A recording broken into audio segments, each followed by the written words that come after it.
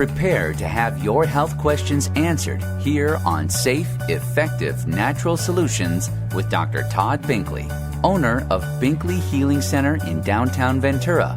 Now, here's Dr. Todd.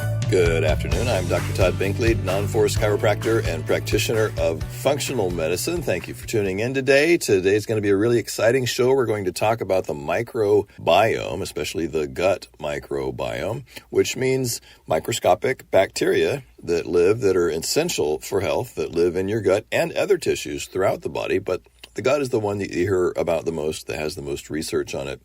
We're going to focus on that today. I've got a really exciting case study of someone who benefited from having testing for the health of his microbiome, a man who had ulcerative colitis that had been to 2 or 3 different gastroenterologists for years, was under medical care, antibiotics, really miserable results, was still in a lot of pain and having a lot of symptoms, bleeding, etc. That I was able to help a lot by doing proper testing and helping kill off the bad bacteria in his gut and restore a healthy population of healthy gut bacteria. Bacteria like lactobacillus and bifidobacterium and many, many others. And there are many, many known. The research is largely based on known strains of bifido and lactobacteria. So we'll talk more about that. But before I get into that, I want to I have to update. Everyone who listens to this show knows how important vitamin D is. And unfortunately, there's been another hit piece by the pharmaceutically funded academic institutions that publish ridiculous guidelines for vitamin D, it's just really sad. So the Endocrine Society has published new vitamin D recommendations for the prevention of disease. Their recommendation: ignore vitamin D. Take the standard dose, the measly, paltry 400, 600, maybe 800 milligrams, or international units. Vitamin D is measured in international units. So 400 to 600 a day for most people, maybe 800 if you have osteoporosis. As they're saying, just stick to that. No one needs more than that. Just ignore the reams of research and it's kind of shocking, really, because they're just basically saying that the U.S. RDA's recommendations, which are fine for preventing rickets, your bones won't immediately collapse from vitamin D deficiency if you take the standard recommendation of 400 units a day or a little more if you're older or pregnant. But that's just ridiculous to say that there's no other reason to take vitamin D, which is exactly what they've said. Because there are reams of research that show you can reduce your risk of all cancers by 60%. By having adequate levels of vitamin D. And those studies were based on adequate levels that are much lower than the known healthy functional ranges of vitamin D. So for years, most doctors, if you go in for any blood work and ask your doctor to add the vitamin D test, they'll do it because there's so much overwhelming research supporting the fact that it's important, and most people don't get enough. You can't get enough. No one gets enough vitamin D from the sun. It would be nice if we could. Physiologically, we're designed to do that. But when you test people, no one gets it because we don't spend that much time in the sun without clothes and sunscreen on. So the healthy range of vitamin D is 50 to 90 nanograms per milliliter is the units of measure on most tests in America. It varies in other parts of the world. But you want your vitamin D level to be between 50 and 90. So if you get the test from your doctor and he or she says it's okay, say, what is the number? You don't want to know if someone else thinks it's okay when they don't know what okay is. You want to know the number. The number for your blood level of vitamin D should be between 50 and 90. And if you have an autoimmune condition, or if you're chronically getting sick, if you're repeatedly getting colds and flus for no reason, if you have fatigue, if you have a familial risk of certain cancers, any kind of stress on your immune system, then you want your vitamin D level to be more like 70 or 80. And there's all kinds of research to back this up. It's widely available. Anyone can look it up. Any doctor can look it up. Any of you can look it up on PubMed, the National Institutes of Health website run by the federal government that publishes all the basic research that's done throughout the world. It's mostly U.S. research, but there's European studies there as well. And there's reams of research that show that deaths from cancers, unnecessary deaths from especially the elderly that end up in hospital with a cold or a flu. That 30 to before COVID came out, 30,000 to 60,000 people a year were dying from colds and flus. That's a lot, and probably half of those could be prevented if those people were taking adequate vitamin D to keep their immune systems working at their optimum. Your immune system cannot work at its optimum without adequate vitamin D, and the standard RDA is not adequate. The only way you know if your vitamin D level is adequate and enough to keep your immune system functioning optimally is to get the blood test and make sure the number on the blood test is somewhere between 50 and 90. And if you have an ongoing stress or suspected stress on your immune system, like you're sick all the time, then you should target something more like 70 or 80. It could save your life. So cardiovascular disease and diabetes, also tremendous reams of research, thousands of studies showing that various aspects of that disease, your risk of getting those diseases or the severe effects of them can be reduced with adequate levels of vitamin D. So back to the gut microbiome, the focus of today's show. Another common question I get is, what do you think about artificial intelligence? Well, how do you answer that? It's such a huge thing that we're just barely starting to find out about. But so there's lots of things about it that are horrifying and some others that are fascinating. There is some new trickle of artificial intelligence-based technology coming out for health conditions, medical conditions, that is promising. So an example of this is the headline for this paper that came out that was published in Cell Reports Physical Science is a Fitbit for the gut may aid in detection of GI disorders. So it's not out yet. It's not available for the public, for doctors. It's not available for use yet. But there are studies being done at the University of Southern California's Vitiberi School of Engineering in LA that represents, quote, a significant step forward in ingestible technology, according to principal investor Yasir Khan, PhD, and his colleagues. Basically, they've come up with an AI-enabled system of wearable coils and an ingestible smart pill that can identify and track gases in the gut. So traditional methods for these are gases that are associated with digestive disorders. So traditional methods for locating and measuring and monitoring these gases associated with such things as irritable bowel syndrome, inflammatory bowel disease, food intolerances. A lot of people think they're allergic to certain foods. They may just be intolerant to them, which is different than a full-blown allergy, and even gastric cancers. So the traditional methods for locating and measuring these, monitoring their progression, are often invasive and typically require you to go to the hospital. So this system is a way that you could just swallow a pill and wear something on the surface of your body that could measure these gases and have real-time tracking to know if you're getting better or worse. So it's really exciting. The technology behind it is explained in the article, but it's probably too complicated. You can look up the article if you'd like. Just Google Fitbit for the gut, and you can see that original study if it's something you're interested in. But I just thought I'd throw that out there. There is one, at least, thing that's come out recently that I'm excited about that could be very useful, involving artificial intelligence for detecting disease earlier so that you can prevent it with better food, exercise, and supplements. I'm Dr. Todd Binkley. You're listening to safe, effective, natural solutions to almost any health challenge. So a lot of people have heard about the gut microbiome, maybe know a lot about it, maybe know a little. If you want a great source for good information about what the microbiome is and what it does, that's available online to anyone. I recommend going to the Cleveland Clinic's website. It's just clevelandclinic.com, and there's a section on there called What is Your Microbiome? What does your microbiome do? So the gut microbiome interacts with many of your body systems and assists with many body functions. It plays an active role in your body that some healthcare providers has described as almost being like an organ itself. Well, wow, that's a pretty strong statement. It's not actually tissue in your body, but they're something like 1/10 of the cells in your body are bacteria that are just living inside your body.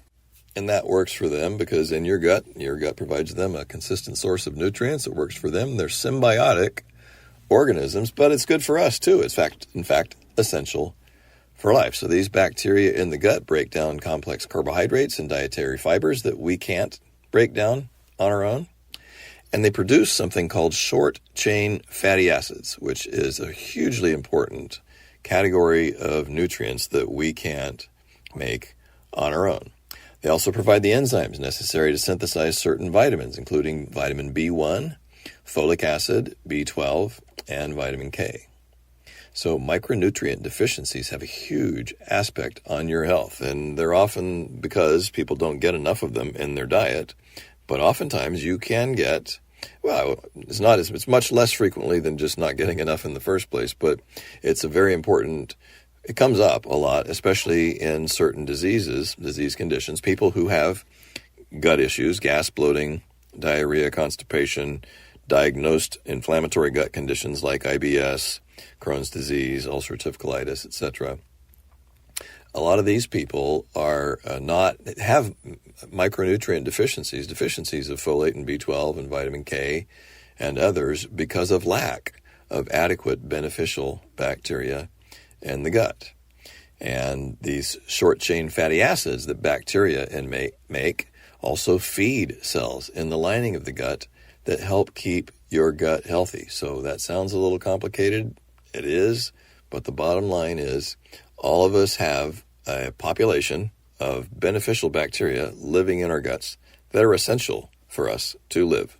We would die, not immediately, but very shortly without them. How do we know we wouldn't die immediately? Because if you have a severe bout of diarrhea from some huge gut infection, you're flushing almost all of them out. When you take antibiotics, it kills off most of them, so you want to do something to build them back up.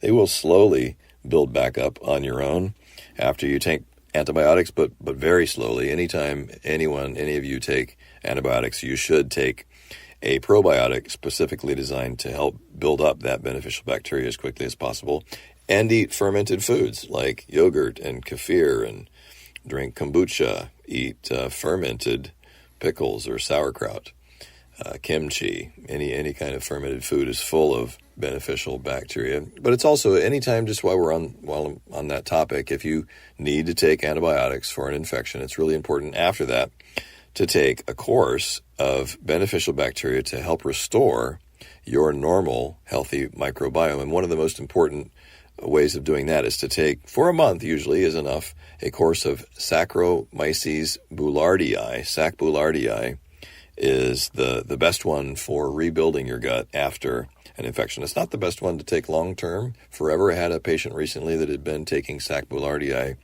for 2 or 3 years.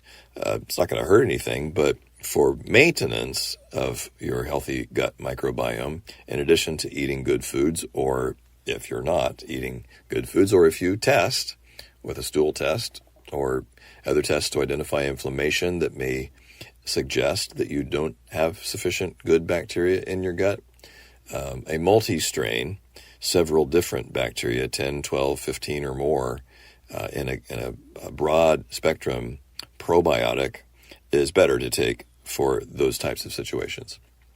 Gut bacteria, the healthy bacteria in your gut, also help metabolize bile in your intestines. So bile is essential for breaking down fats, fatty nutrients, and fats that you consume. The bile is made in your liver and stored up in your gallbladder. So if you've had your gallbladder out, then it's usually important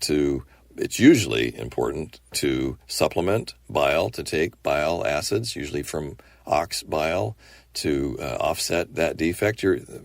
So for years, the medical professions thought, it's no big deal if your gallbladder, if you have gallstones, if your gallbladder's inflamed, could cause a problem, could cause a life-threatening problem in some circumstances. Just take the gallbladder out. You don't need it. Your liver makes the bile.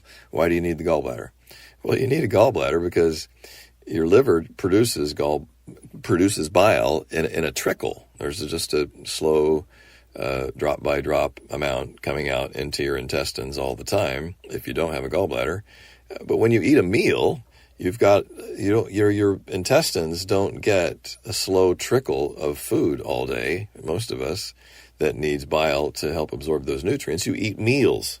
You eat meals, you have a sudden stomach full of food that's slowly trickling down into your small intestine, but in a not slowly trickling. It's a burst of food that needs bile acids to metabolize, to help break down and absorb the fats and the fat-soluble nutrients that are in that food. That's why you have a gallbladder. You need a little storage depot with a whole bunch of bile that's ready on demand right after you eat. So if you don't have that, then it's a good idea to supplement them with bile acids. But healthy bacteria in your gut also help metabolize this bile in your intestines, so that when it's done, the bacteria and their enzymes can break it down so that the bile acids can be reabsorbed and recycled in your liver. So there's a technical name for this, but the main thing the takeaway for that is that if you lack a gallbladder, you're going to lack sufficient bile when you need it, and having a healthy gut microbiome will help your body recycle as much of it and store it back up in the liver so that the liver production is maintained at its peak. One of the essential fats that bile is required to reabsorb is cholesterol. Yes, cholesterol is an essential fat. It's an essential nutrient that your body needs to produce estrogen and testosterone and cell membranes throughout your body. The medical profession, unfortunately, is brainwashed in a large measure by the pharmaceutical industry to think that everyone should take statin drugs and lower their cholesterol as much as possible, because cholesterol is associated with heart disease. Cholesterol does not cause heart disease. Inflammation causes heart disease. Cholesterol is part of the reaction to excessive inflammation. So if you lack sufficient healthy bacteria in your gut, and the effect of that on bile reabsorption could increase your cholesterol. Conversely, if you have healthy microbiome in your gut and adequate reabsorption of bile fats, it can maintain a healthy level of cholesterol. These beneficial bacteria in your gut actually help train your immune system to tell the difference between helpful and unhelpful bacteria. Your gut is the largest part of your immune system. 80% of your body's immune system, 80% of your body's interaction from your internal environment, your bloodstream and your cells, and the outside world is in your gut. If you were to lay out the surface area of your gut, it's about the size of a tennis court. Some say even twice that. The research is ongoing. It's kind of difficult to measure that because the lining of your intestines has these little sort of shag carpet-like fingers sticking in that dramatically increase the surface area of what otherwise would just be an open tube. It's not an open tube. It's a tube filled with these fingers protruding in to the opening, the passageway through the tube, that dramatically increase its surface area to help absorb nutrients and to kill off bad bacteria. So there's a war going on in your gut between the good bacteria and the bad bacteria. Some of the bad bacteria you may have heard of, like Clostridium difficile, which there are different strains of, but one of the most important ones is one of the worst infections that you can get, and usually the only place you can get it is in a hospital. And H. pylori. So more and more frequently, I'm having patients come in and say, "Oh, I have ulcers, and my doctor found out it's because of H. pylori." Well, H. pylori is a pathogenic, can be a pathogenic bacteria if it's in excess. But most people have some H. pylori in their gut too. It's not necessarily, there's no data to suggest that it's beneficial, but lots and lots of testing has shown that it's present in healthy people all the time in small amounts. It's only a problem if it becomes dramatically increased. I'm Dr. Todd Binkley. You're listening to Safe, Effective, Natural Solutions to Almost Any Health Challenge. Today we're talking about the healthy gut microbiome. And for those of you who want to know more about this, I'm getting most of this information from the Cleveland Clinic's website, clevelandclinic.org. What is your gut microbiome? You can go there and get more information about this. So we've talked about several aspects of it so far. One of them is these short-chain fatty acids that are the byproducts of healthy gut bacteria that are just hugely important for your immune system. They help maintain a barrier that your gut needs to keep the bad bacteria out and their toxins and keep them from escaping into your bloodstream. So out in, that's kind of confusing. So think of your gut. Your gut from your mouth to the other end is a long tube, about 30 feet long, 28 to 30 feet long, that is technically, physiologically, still outside your body. You've heard the phrase, you are what you eat. Well, you're not really what you eat until that food crosses a barrier, a membrane in your intestines and enters your bloodstream. So what enters your bloodstream, you are what enters your bloodstream, not what you eat necessarily. The tube between your mouth and the anus is physiologically external to your body because it's external to your bloodstream.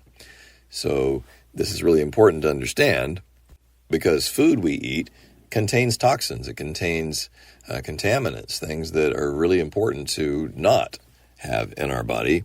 And independent of that, the short chain fatty acids that I've been talking about help maintain your gut barrier that keep bacteria that are good or bad, that just are fine to live in your gut, but you don't want them in your bloodstream.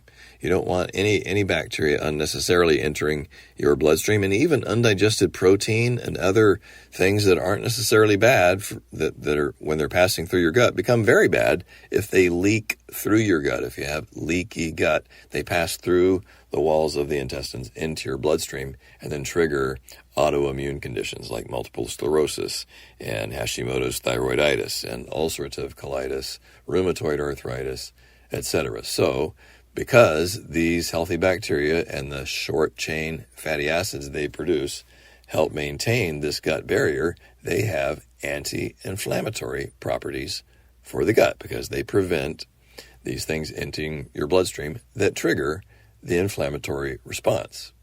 Inflammation is a normal function of your immune system. It's essential to break down. If you have smashed your thumb with a hammer, or you have a cut or an infection that damages tissue, then your immune system has an inflammatory process. It's essential to identify, locate, and break down that bad tissue, because diseased tissue, damaged tissue is ripe for infection. So your immune system wants to find any damaged tissue as soon as possible, destroy it so that it can be replaced with healthy tissue. But the problem is, especially in our society of stress and so many things that can interfere with the natural function, especially in the gut, is you end up with chronic inflammation, especially in autoimmune disease. But, people end up with chronic inflammation just from stress, from the stress of emotional and mental stress, from the stress of driving, from being in relationships that aren't working for you, from your job, from basically anything that you identify that is physically, mentally, or emotionally, or chemically stressing you, and they trigger autoimmune conditions. They can increase your risk of cancer and diabetes. And the short chain fatty acids produced by these healthy bacteria help prevent those. As an example, here's a case of a man that came to see me about 4 years ago, a 48-year-old man who was already diagnosed with ulcerative colitis. He'd been going to 2 or 3 different gastroenterologists for treatment, taking antibiotics, taking steroids to reduce the inflammation, prednisone. They put him on antibiotics on and off for years, and a horrible iron supplement because he was having anemia he was bleeding so much that he had anemia from the bleeding, which is uncommon in men. The only way you get anemia is from bleeding. Women have it all the time from menstruation. Men rarely get it unless they're bleeding from an ulcer or a condition like this. And it was horrible because the iron supplement, ferrous sulfate, is increasing his gut symptoms. Ferrous sulfate is a stupid form of iron. The most 99.99% of iron supplements are this, and no one should take that. Probably going to run out of time here before I get through his case, so I may have to talk more about it again next week. But he was he was miserable. He had severe fatigue, just debilitating fatigue. It was hard for him to get to work, and it was obviously scary to have this bleeding all of the time. And we are going to run out of time. I'm Dr. Todd Binkley. Thank you for tuning in. I'll continue this case next week, right here at 4 o'clock next Friday. See you then.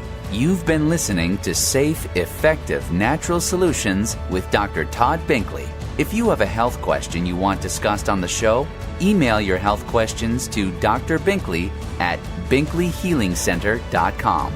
Take advantage of this opportunity to ask questions for yourself and for your loved ones, because our health matters.